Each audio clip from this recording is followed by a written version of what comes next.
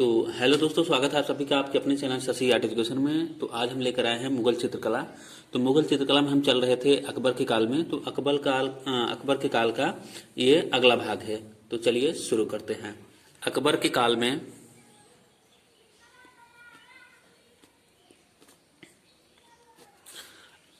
काल में एक चित्र बनता है, बाबर का घोड़े पर से गिरना।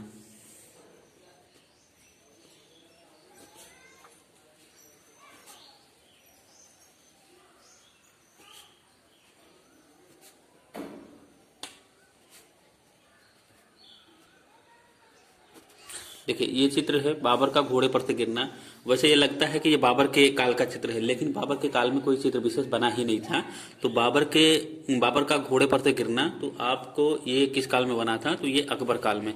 ध्यान रखिएगा, ये अकबर काल में बना था। ठीक है, तो इसमें कंफ्यूज नहीं होना है, क्योंकि ये कई बार पूछा गया है और इसमें इसका लोग गलत आंसर दे रहे हैं कुछ, क्योंकि ऑप्शन जो दिया रहता है वो बाबर पे दिया रहता है, और बाबर ऑप्शन देने के कारण जो है उसको लोग गलत कर देते हैं। क्योंकि हम बता दें आपको, बाबर के काल में ज्यादा चित्र बने ही नहीं, कोई विशेष चित्रकार था ही नहीं। तो ठीक है, तो बाबर के काल में चित्र नहीं बने थे, तो इसका मतलब यही है कि अकबर के काल में ये बाबर का जो ये देखिए, आप यहाँ से याद रखिएगा, ये बाबर जो है, बाबर का एक चित्र है, तो ये अकबर में भी आ रहा है बर। तो बाबर ही जो है, अकबर ही एक ऐसा काल है जिसमें जो है इसके पिछले जो है कलाकारों की, पिछले राजाओं की काल के चित्र चित्रित हुए हैं। ठीक है, जैसे हमजा नामा का भी चित्रांकन हुआ है।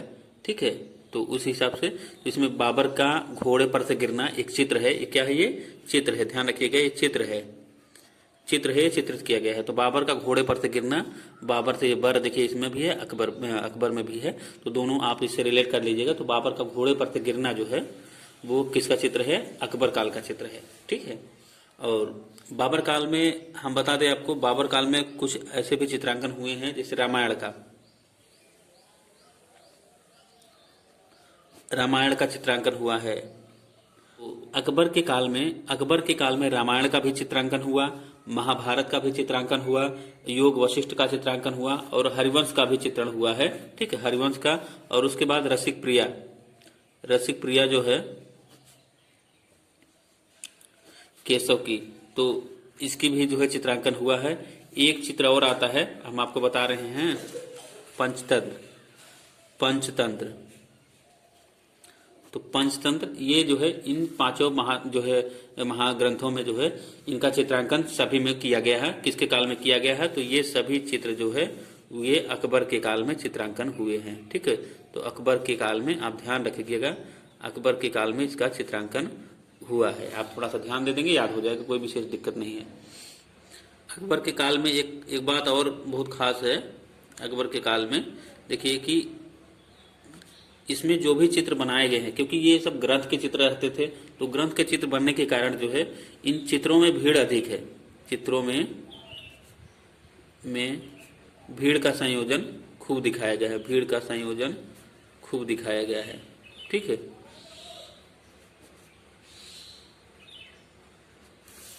खूब दिखाया गया है।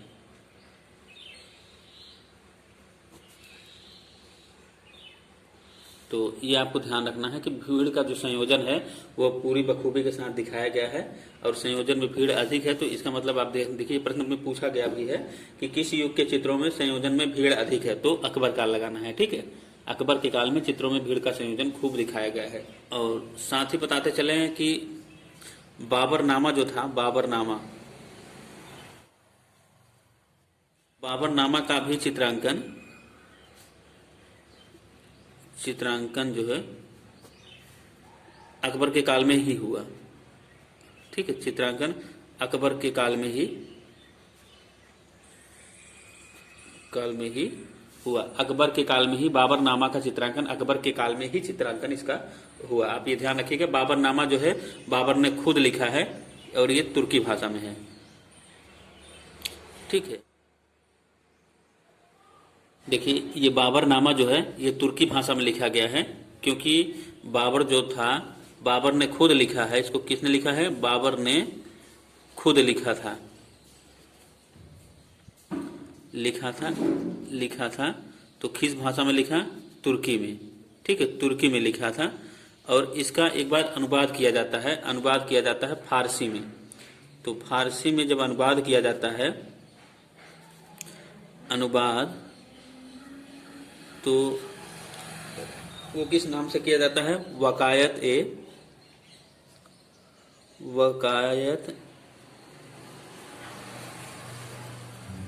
बाबरी, वकायत ए बाबरी के नाम से किया जाता है। तो वकायत ए बाबरी के नाम से इसी का नाम है, लेकिन ये फारसी में, तो ये फारसी में है। किसमें है?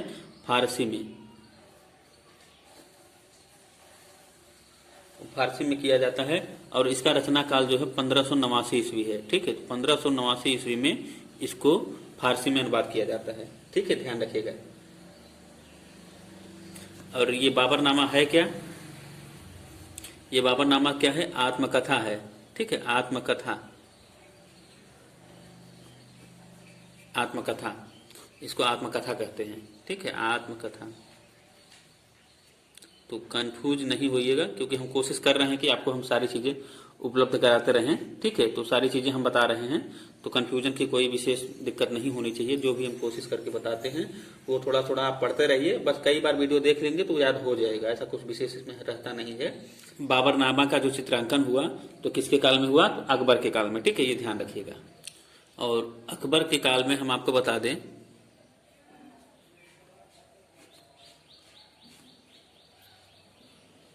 क्योंकि अकबर काल में ये 1556 में अपने गद्दी पर बैठता है अकबर, और उसी समय जो है गोवा से 1556 ईस्वी में गोवा में जो है छापाखाना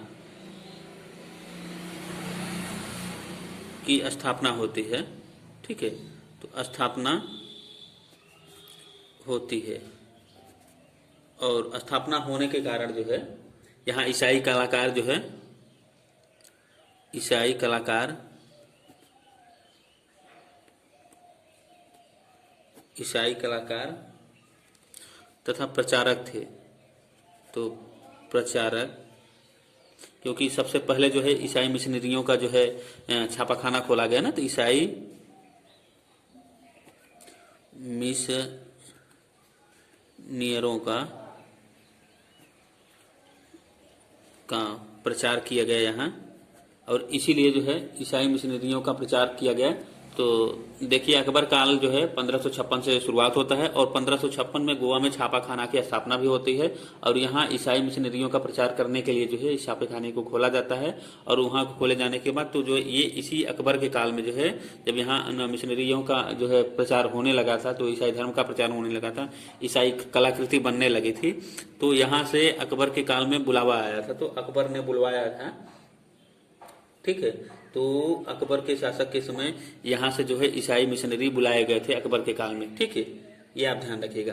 तो आपसे प्रश्न पूछा जा सकता है कि गोवा से ईसाई कलाकार तथा प्रचारक किस मुगल शासक के समय बुलाए गए थे? तो अकबर के समय। ठीक है, तो अकबर ये जो है अकबर खुद बुलवाता है। ठीक है, तो अकबर इसको बुलवाता है, और इसी अकबर के काल में, अकबर के काल में जो है युद्ध के चित्र, आपसे पूछा जाए मुगल काल में युद्ध के चित्र जो है, युद्ध के चित्र किसके काल में सबसे अधिक बने? तो युद्ध के चित्र जो है किस मुगल शासक के काल में सबसे अधिक बने?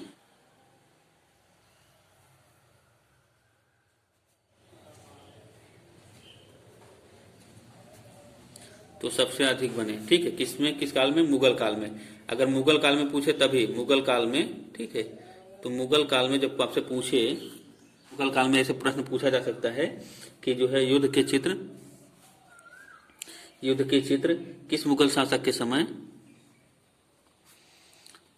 मुगल शासक के समय, किस मुगल शासक के समय सबसे अधिक बने?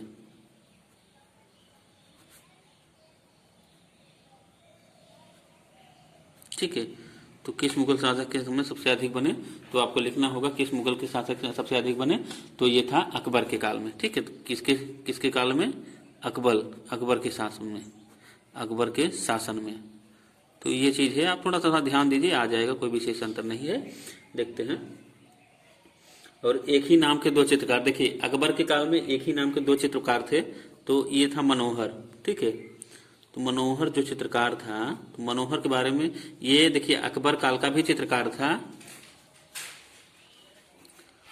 काल का भी चित्रकार था, और ये जो है ये अकबर काल में भी था और जहांगीर काल में भी था, ठीक है, जहांगीर काल में भी था। तो एक ही नाम का एक कलाकार ये इसमें था, और दूसरे नाम का जो है राजस्थानी शैली में, ये तो थे मुगल काल में, ये मुगल काल में थे, ठीक है। तो मुगल काल में ये मनोहर जो है इसमें था, लेकिन राजस्थानी शैली में भी एक कलाकार जो है मेवाड़ शैली से था, मेवाड़ शैली का कलाकार था, ठीक है। तो प्रश्न बनता है एक ही नाम के दो चित्रकार जो मुगल तथा राजस्थानी शैली के थे, तो वो कौन से कलाकार थे? तो मनोहर नामक चित्रकार जो था ये मुगल काल में भी था और राजस्थानी काल में भी था, और जो है मुगल काल में अकबर काल या जहांगीर काल में था, और राजस्थानी काल में जो है मेवाड़ शैली का कलाकार था, ठीक है। यह ध्यान रखिएगा, ये बहुत ही आईएमपी प्रश्न है, आप इसको थोड़ा सा ध्यान दे दीजिए, फोकस्ड कर दीजिएगा, ये प्रश्न आ सकता है, ठीक है। और जो रज्मनामा जो है, रज्मनामा क्या है? ये महाभारत का फारसी अनुवाद, क्या है ये? फारसी अनुवाद है। तो महाभारत का जो है फारसी अनुवाद है, और ये किसने अनुवाद किया था? अब्दुल कादिर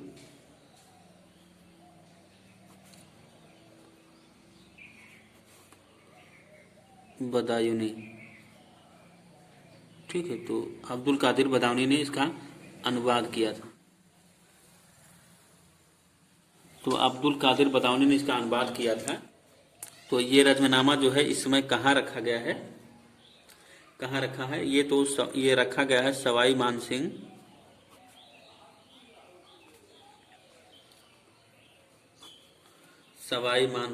द्वितीय संग्रहालय, ठीक है, द्वितीय संग्रहालय, सवाई मानसिंह द्वितीय संग्रहालय जयपुर। कहाँ रखा गया है? जयपुर में ये रखा गया है, ठीक है। कहाँ रखा गया? सवाई मानसिंह द्वितीय संग्रहालय जयपुर में रखा गया है। क्या रखा गया है? रज्मनामा, और रज्मनामा जो है क्या है? महाभारत का फारसी अनुवाद है। किसने किया था अनुवाद इसका? जो है अब्दुल कादिर बदायूनी ने, ठीक है, ध्यान रखिएगा। अगला है अब्दुल समद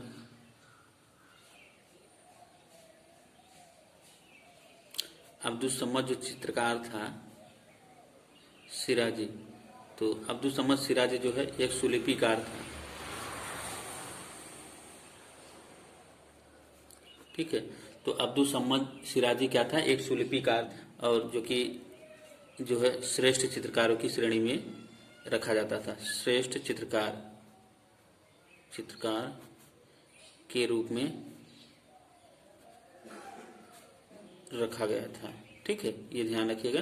तो रखा गया था, और इसकी खास बात यह है इसको एक उपाधि मिली थी, और जो है सीरी कलम की, ठीक है, सीरी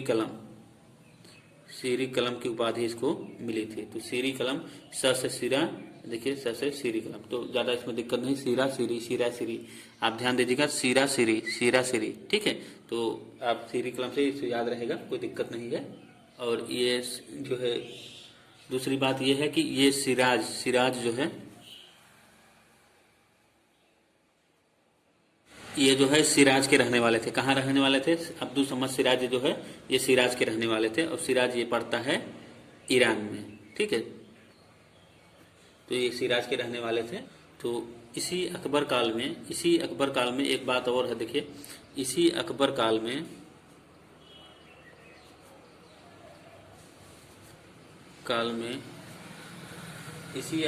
में शिल्प शास्त्र की रचना होती है।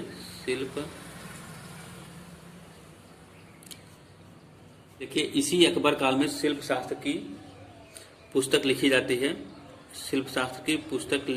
है, ठीक है।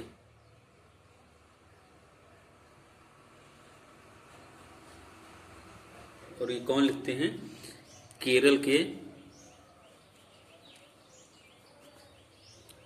के श्री कुमार, ठीक है। तो इन्हीं के काल में, अकबर के काल में शिल्प शास्त्र की रचना होती है। केरल के श्री कुमार, श्री से आप याद रखिए, सी से शिल्प, श्री से श्री, शिल्प शास्त्र श्री कुमार, शिल्प शास्त्र श्री कुमार, ठीक है। ऐसे ध्यान रखिएगा तो याद हो जाएगा जो है। तो इस शिल्प शास्त्र की एक पुस्तक लिखी थी, तो इस पुस्तक का नाम क्या है? इस पुस्तक का नाम है शिल्प रत्न,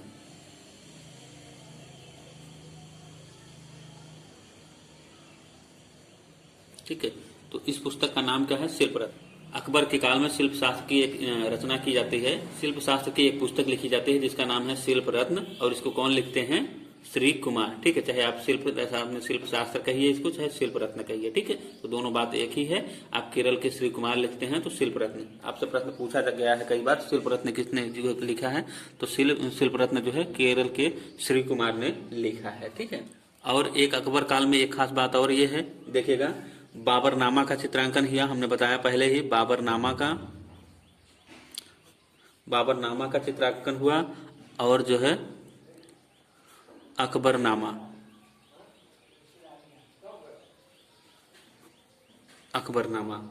तो बाबरनामा तथा अकबरनामा का चित्रांकन हुआ। बाबरनामा का एक दूसरा नाम है वकायत ए बाबरी, ठीक है। ये फारसी में है, वकायत ए बाबरी ये फारसी में है, और ये तुर्की में लिखा है, ठीक है। तुर्की में, क्योंकि ये बाबर खुद लिखता है, और इसका ये अनुवाद किया जाता है तुर्की से फारसी में, ठीक है। तुर्की से फारसी में अनुवाद किया जाता है, अनुवाद, ठीक है। ये वकायत बाबरी फारसी में लिखा जाता है, और अकबरनामा को आईने अकबरी भी कहते हैं, ठीक है। अकबरी, और किसने लिखा? अबुल फजल,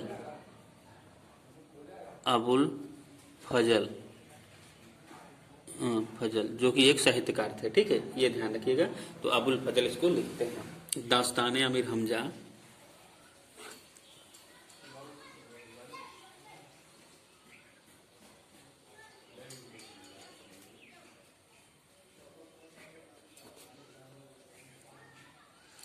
देखिए, दास्तान अमीर हमजा जो है, या हमजा नामा,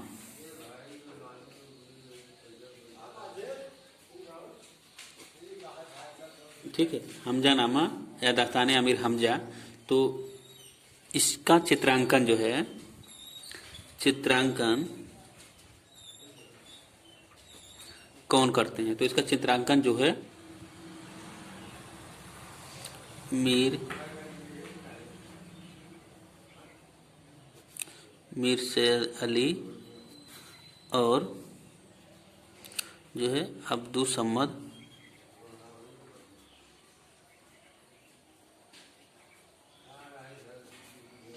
सिराजी, ठीक है। ये दोनों कलाकार इसका चित्रांकन करते हैं, ठीक है। इसका चित्रांकन करते हैं। ये कहाँ के थे? मीर सैर अली तबरेज के थे, तबरेज निवासी थे, और ये सिराज के रहने वाले थे। कहाँ के थे? सिराज, ठीक है। तो सिराज निवासी ये थे, तबरेज और सिराज निवासी थे। आप थोड़ा सा ध्यान देंगे तो याद हो जाएगा। बस ऐसे ही प्रश्न पूछा जाता है, तो जितनी चीजें आपको जरूरत है मैं उतना ही बताने की कोशिश कर रहा हूँ, ठीक है। तो चित्रांकन इन दोनों कलाकारों ने किया था। एक चित्र बहुत फेमस है, हम आपको बताते हैं। बाबर सोन नदी पार करते हुए, बाबर सोन नदी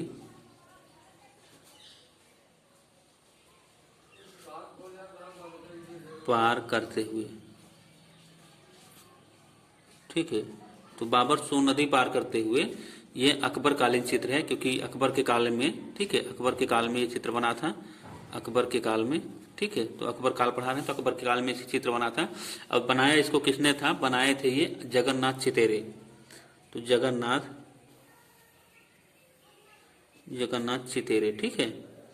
तो जगन्नाथ चितारी एक चित्रकार थे। क्या थे? चित्रकार थे, हिंदू चित्रकार थे,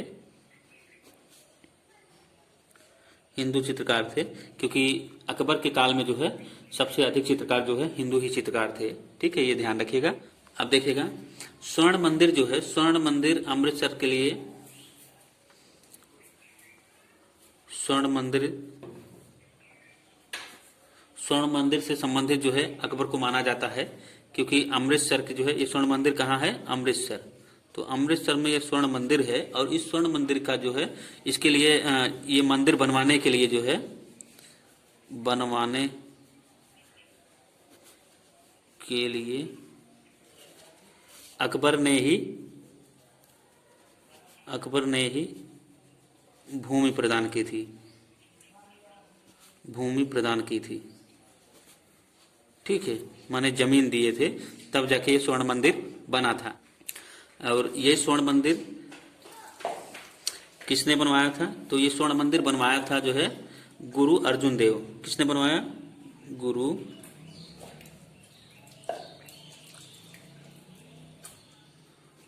अर्जुन देव। तो गुरु अर्जुन देव ने इसको बनवाया था। और कब बनवाया था, 1589 ईस्वी, ठीक है, 1589 ईस्वी में, ठीक है। तो 1589 ईस्वी में इसको बनवाया था, आप ध्यान दीजिएगा। और अकबर का एक शाही जो है पुस्तकालय भी है। अकबर का एक शाही पुस्तकालय देखिएगा, अकबर का एक शाही पुस्तकालय है। तो शाही पुस्तकालय का मतलब जो है कहाँ कहाँ है, देखिएगा, अकबर का शाही पुस्तकालय। तो शाही इसी कहते थे, शाही का मतलब शानदार पुस्तकालय था, तो उसका भव्य पुस्तकालय मानी बहुत बड़ा पुस्तकालय था, ठीक है। और कई जगह पे इसके पुस्तकालय थे, तो हम बता देते हैं कहाँ कहाँ थे। तो देखिएगा, एक था आगरा में, दूसरा था दिल्ली में, ठीक है, दूसरा था दिल्ली में, और तीसरा था लाहौर में, ठीक है, तीसरा लाहौर में था। ये तीनों जगह पे इसकी जो है शाही पुस्तकालय थी, यानी तीनों लाइब्रेरी थी इसमें, तीनों जगह पे, ठीक है। और अच्छे लाइब्रेरी थे, बड़े लाइब्रेरी थे। इस पुस्तकालय को उस समय क्या कहा जाता था, पोथी खाना, पोथी खाना, ठीक है। तो अकबर के काल में पुस्तकालय को क्या कहा जाता था, पोथी खाना, ठीक है, पोथी खाना कहा जाता था। और जो है ये इन तीनों स्थानों पे थे। टोटल पुस्तकों की संख्या जो है इन तीनों का मिला के आगरा, दिल्ली, लाहौर में तीनों पुस्तकालयों को मिलाकर लगभग जो है 24,000 जो है 24,000 लगभग 24,000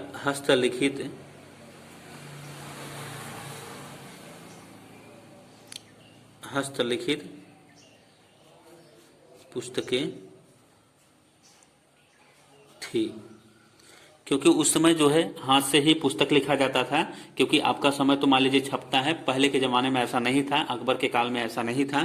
क्योंकि अकबर के काल में तो जो है 1556 में गोवा में जब मिशनरियों ने जब छापाखाना की स्थापना करी, तो उसमें केवल चित्र छपते थे और उस तरह की पुस्तकें नहीं छपती थी, ठीक है। तो उस समय जो है हाथ से लिखी पुस्तकें ही 20,000 पुस्तकें हस्तलिखित मतलब हाथ से लिखी हुई पुस्तकें थी, ठीक है, आप ध्यान रखिएगा। और जिनका मूल्य जो है 6 लाख रुपए उस समय था, जिनका मूल्य जो है 6 लाख रुपए, ये 6 लाख रुपए तक की जो है किताबें थी, की कीमत था, ठीक है। तो ये पुस्तकें उतनी कीमतें वहाँ बहुत, यानी कि इससे पता चलता है कि अकबर जो है बहुत ही साहित्यकार आदमी था और बहुत ही गुणज्ञ आदमी था, और उसको जो है सारी विधाओं में जानकारी थी, इसलिए वो पुस्तकों का अध्ययन करता था, खुद करता था, और अपने जो है दरबारियों को भी करता था। नवरत्न जो है जो रखा था, तो इसी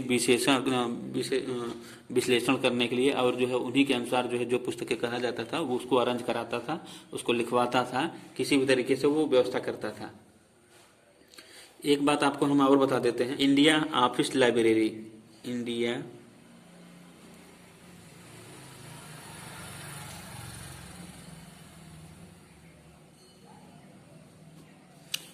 ऑफिस लाइब्रेरी ये कहाँ है, लंदन में, ठीक है।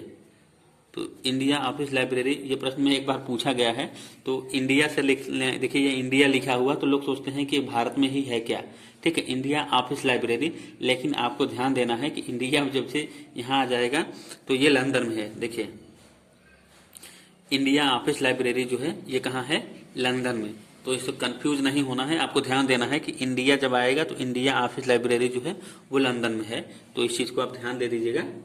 अकबर का एक जो है जामा मस्जिद है फतेहपुर सीकरी में। अकबर का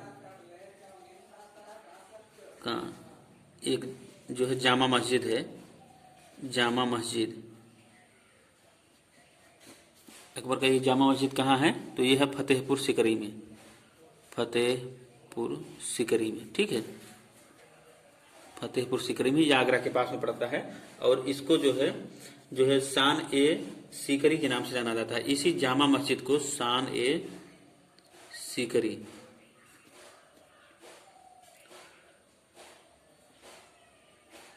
ठीक है। तो शान ए सीकरी क्यों कहा जाता है? क्योंकि ये फतेहपुर सीकरी में, तो फतेहपुर का शान इसको कहा जाता है, तो शान ए सीकरी आप ध्यान दीजिएगा। प्रश्न में पूछ सकता है कि फतेहपुर सीकरी जो है यहाँ एक जामा मस्जिद है, तो जामा मस्जिद के नाम से ही फतेहपुर सीकरी का शान है।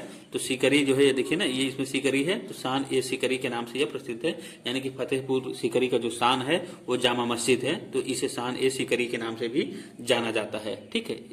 आगरा के किले में, आगरा के किले में,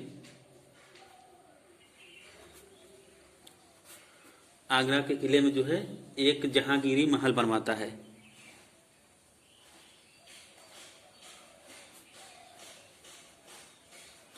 एक जहांगीरी महल बनवाता है, ठीक है। तो जहांगीरी महल कौन बनवाता है? ये अकबर बनवाता है, अकबर, ठीक है, अकबर। अकबर ने जहांगीरी महल किसने बनवाया था? अकबर ने। देखिए इसमें जहांगीरी महल आता है तो लोग सोचते हैं कि इसको जहांगीर काल का है, तो जहांगीर काल का ये नहीं है। ये क्योंकि अकबर का पुत्र था जहांगीर, और इसी ने अकबर ने बाप ने अपने बेटे के लिए जो है ये जहांगीरी महल बनवाता है। कहाँ बनवाता है? आगरा के किले में बनवाता है। तो आप इसको ध्यान रखिएगा कि ये जहांगीरी जो महल है ये बनवाता है अकबर, ठीक है। इसको जहांगीर मत करिएगा, क्योंकि ये जहांगीर का जो पापा है ये बनवाता है, यानी पिता जो है अकबर था, तो इसने बनवाया है अपने बेटे के लिए, ठीक है। और 1960 में एक फिल्म आई थी मुगले आजम,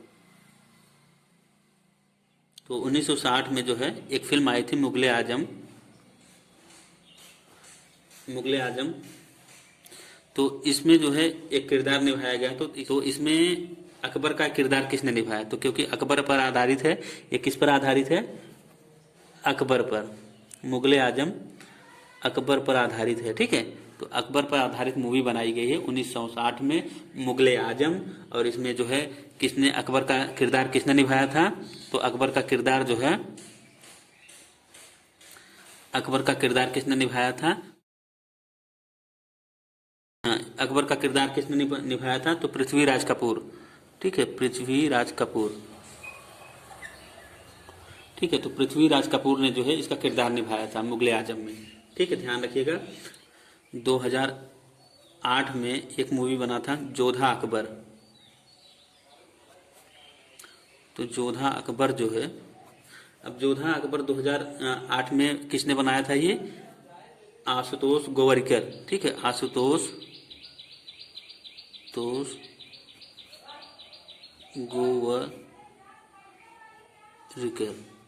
तो आशुतोष गोवरिकर जो है ये प्रश्न में आया है, पीजीटी में पूछा गया है जो है 2008 में जोधा अकबर का जो है किसने निर्देशित किसने किया था? तो आशुतोष गोवरिकर, ठीक है, ध्यान रखिएगा। ये निर्देशक थे, क्या है ये? गोवरिकर निर्देशक हैं, तो इन्होंने निर्देश किया था, या निर्देशक इसके हैं, तो आशुतोष गोवरिकर जोधा अकबर के, ठीक है। और इसमें जो है अकबर का किरदार कौन निभाता है? देखिए, तो जोधा अकबर में जोधाबाई का किरदार, और जलालुद्दीन मोहम्मद